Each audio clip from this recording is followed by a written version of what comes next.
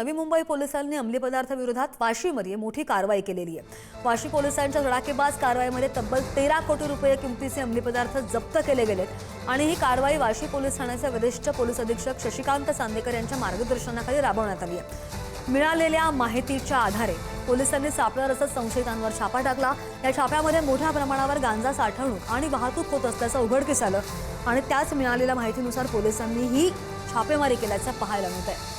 13 कोटी रुपये किमतीचे अंमली पदार्थ यावेळी जप्त केले गेलेले आहेत आणि नवी मुंबईमध्ये अंमली पदार्थ विरोधात पोलिसांनी मोठी कारवाई केली आहे। ही पोलीस स्टेशनच्या हद्दीमध्ये रात्रीच्या दरम्यान अनोळखी व्यक्ती हे अंमली पदार्थाची विक्रीसाठी वाहतुकीसाठी येत असल्याची गोपनीय माहिती मिळाली होती। त्याच अनुषंगाने सापळा रचून 3 व्यक्तींना ताब्यात घेण्यात आलेला आहे। त्यांच्याकडनं जवळपास 13 किलो हायड्रो गांजा जवळपास 13 कोटी रुपयाचा जप्त करण्यात आलेला आहे। एकूण 13.5 कोटी रुपयाचा माल यामध्ये जप्त करण्यात आलेला आहे।